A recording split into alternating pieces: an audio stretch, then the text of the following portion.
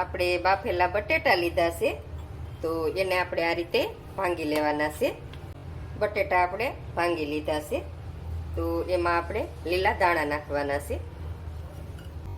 હવે આપણે લીલી મેથી નાખવાની છે. હવે આપણે શેણાનો લોટ નાખવાનો છે. હવે આપણે ચોખાનો લોટ નાખવાનો છે. તો શેણાનો લોટ ને ચોખાનો લોટ આપણે બે સરખો જ લેવાનો છે. હવે આપણે ચાટ મસાલો નાખવાનો છે. હવે આપણે આમચૂર પાવડર નાખવાનો છે ખટાશ માટે, તો આપણે લીંબુ નાખવાનું. સ્વાદ પ્રમાણે મીઠું નાખવાનું છે. થોડીક આપણે હળદર નાખવાની છે. થોડોક આપણે ધાણા જીરુંનો ભૂકો નાખવાનો છે. થોડીક આપણે હિંગ નાખવાની છે. હવે આપણે લાલ મરચાંની ભૂકી નાખવાની છે. હવે આપણે ગરમ મસાલો નાખવાનો છે, તો તમારે તીખું ખાવું હોય એ પ્રમાણે મરચું નાખવાનું. હવે આપણે બધું મિક્સ કરી લેવાનું છે સારી રીતે.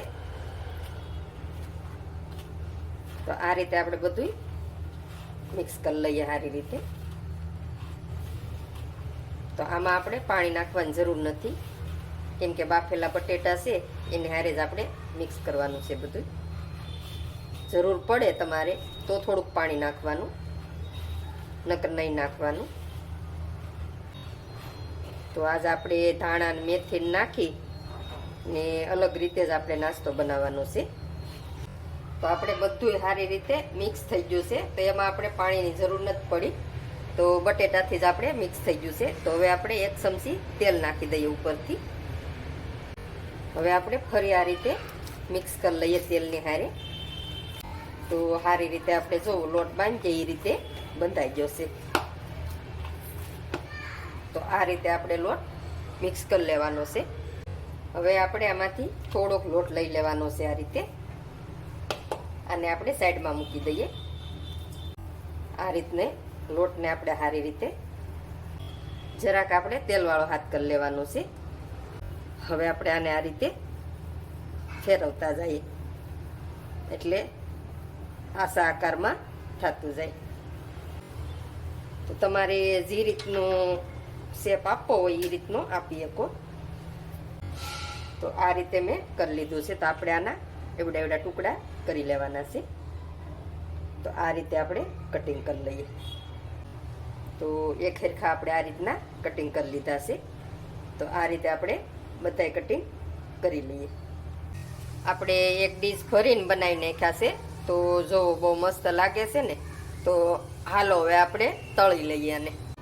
તો તેલ આપણે પહેલાં જ ગરમ મૂકી દીધું છે. તો હવે આપણે મીડિયમ ગેસ રાખવાનો છે.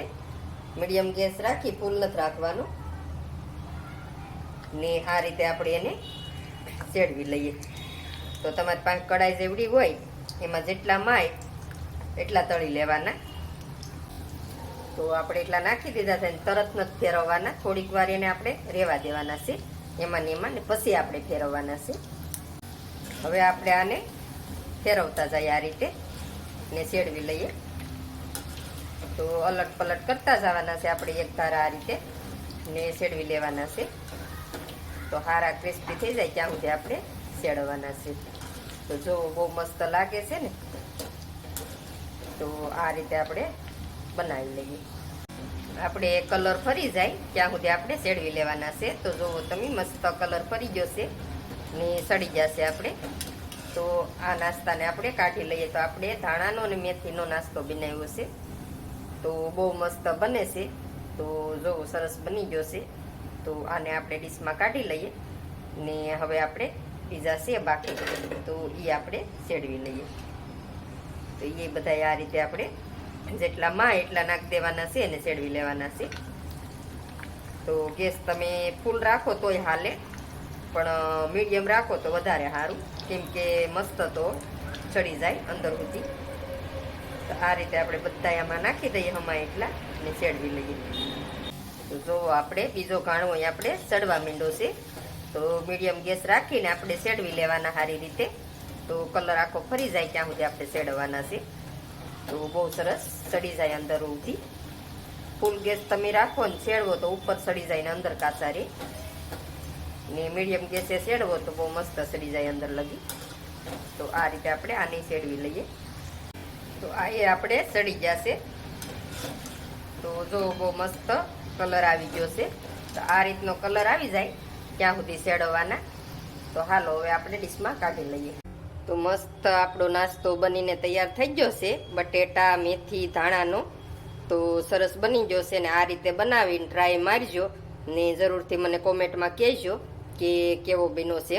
ને મારા વિડીયો ગમતા હોય તો લાઈક શેર ને સબસ્ક્રાઈબ કરવાનું નહીં ભૂલતા.